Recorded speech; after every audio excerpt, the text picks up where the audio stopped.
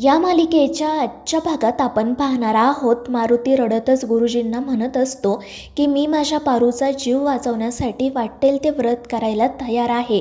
आणि ते ऐकून गुरुजी म्हणतात की मग ठीक आहे, मी तुला 2 दिवसांचं एक खडतर व्रत सांगतो, परंतु तुझं वयोमान बघता मला नाही रे असं वाटत की तुला हे व्रत पूर्ण करता येईल. पण ते ऐकून मारुती म्हणतो की नाही गुरुजी, पारू माझ्या पोटची लेक आहे आणि तिचा जीव वाचवण्यासाठी मी वाटेल ते करेल. आणि त्यावेळी मग गुरुजी म्हणतात की ठीक आहे, हे व्रत आहे 2 दिवसांचं आणि हे व्रत त्या मुलीच्या वडिलांनी, भावाने किंवा नवऱ्यानेच करायचं असतं.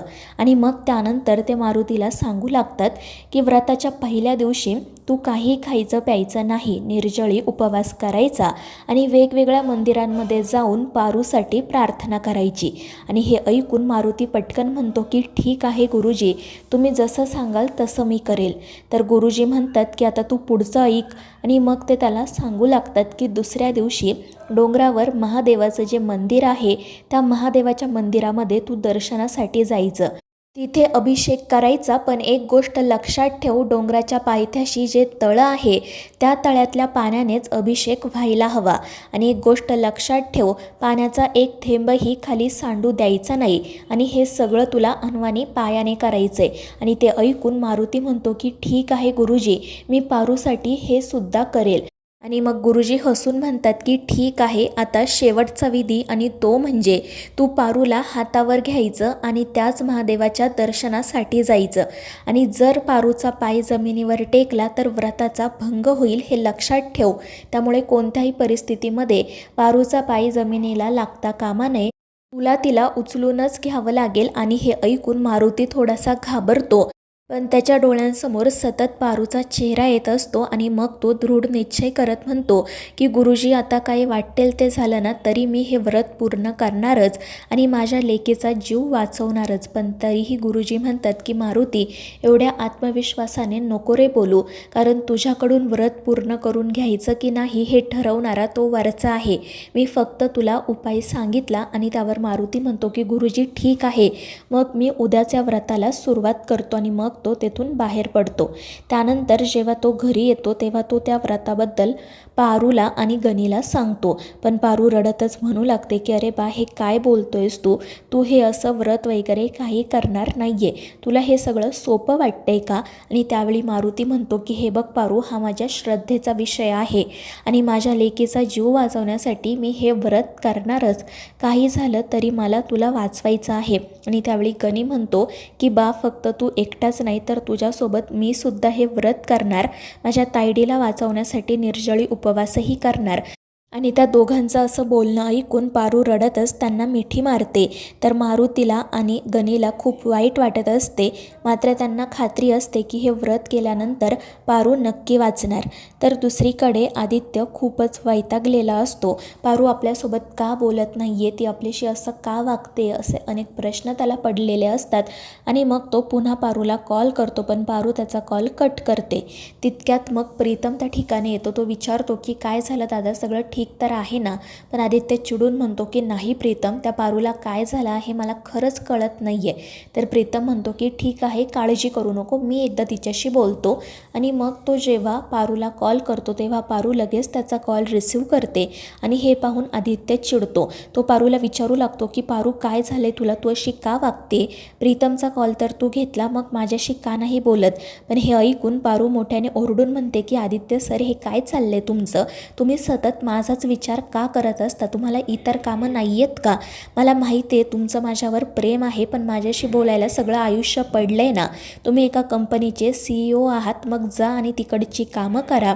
आणि ती कॉल कट करते. आणि पारूच्या या अशा बोलण्यामुळे आदित्य आणि प्रीतमला तर चांगलाच धक्का बसतो. त्यानंतर मग दुसऱ्या दिवशी मारुती आणि गनी व्रताला सुरुवात करतात. सगळ्यात आधी ते दोघेजण जवळच्याच एका मंदिरामध्ये जातात. तिथे देवाचा आशीर्वाद घेतात, पूजा करतात आणि मग रडतच देवाकडे प्रार्थना करत म्हणतात की देवा, आम्हाला आमच्या पारूचा जीव वाचवायचा आहे, त्यासाठी तू आम्हाला मदत कर. आणि मग ते पुढच्या मंदिरात जाण्यासाठी निघतात. दुसरीकडे पारू आदित्यच्या खोलीमध्ये आलेली असते त्याच्यासाठी नाश्ता घेऊन. आणि त्यावेळी आदित्य त्या ठिकाणी नसतो. पारू पटकन नाश्ता ठेवते, जास्वंदीचं फूल ठेवते आणि तेथून जाण्यासाठी निघते. पण तितक्यात आदित्य त्या ठिकाणी येतो. आणि त्याला पाहून ही खाली मान घालते. आदित्य तिला विचारतो की पारू काय झालं आहे, तू माझ्याशी का बोलत नाहीये? तर पारू म्हणत असते की काय बोलते आदित्य सर तुम्ही, मी तर तुमच्याशी चांगलंच वागतेय ना. तर आदित्य म्हणतो की नाही पारू, मला नक्की माहिती आहे की तू माझ्यापासून काहीतरी लपवतेस. पण पारू म्हणत असते की असं काही नाही आहे. पण आदित्य सरळ तिचा हात त्याच्या डोक्यावर ठेवताना म्हणतो की मग माझी शपथ घेऊन सांग की काही प्रॉब्लेम नाही आहे. पण ते ऐकून पारू घाबरते आणि ती शपथ न घेताच रागात तेथून जाण्यासाठी निघते. पण आदित्य तिला थांबवतो. तो म्हणत असतो की ठीक आहे, तुला माझ्याशी नीट वागायचं नाही आहे ना, नको वागू. मग आजपासून मी सुद्धा अन्नपाणी बंद करणार. जोपर्यंत तू माझ्याशी नीट वागत बोलत नाही तोपर्यंत मी निर्जळी उपवासच करणार. आणि मग तो सरळ ऑफिसला निघून जातो. पण त्याच्या अशा बोलण्यामुळे पारू घाबरते.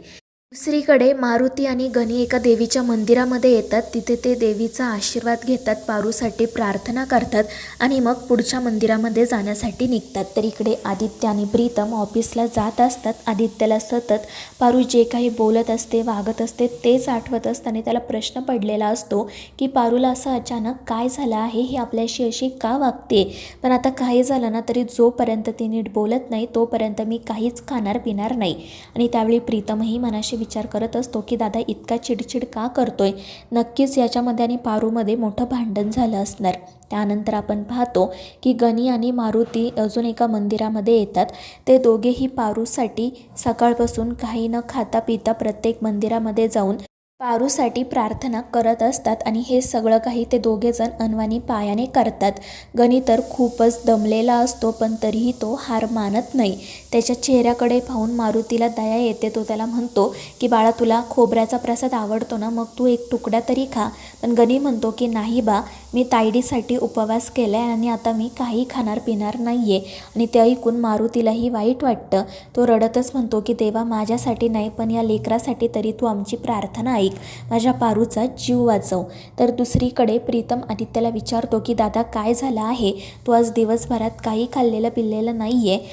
इथे जवळच एक कॅफे आहे, तिथे तू गाडी थांबव. पण आदित्य नकार देतो. त्यामुळे प्रीतम विचारतो की काय झालं आहे, तुझं आणि पारूचं भांडण मिटलं नाही का. आणि त्यावर आदित्य रागातच नाही म्हणतो. त्यानंतर मग प्रीतम पुन्हा एकदा पारूला कॉल करतो. तो पारूला सरळ विचारतो की पारू काय चाललंय तुझं, हे सगळं इतक्या गोष्टी का ताणतेय. अगं एकदा दादाची अवस्था तरी बघ, त्याने सकाळपासून काही खाल्लेलं नाही आहे, साधं पाणीसुद्धा तो पिलेला नाही आहे. जे काही असेल ते स्पष्टपणे बोल ना.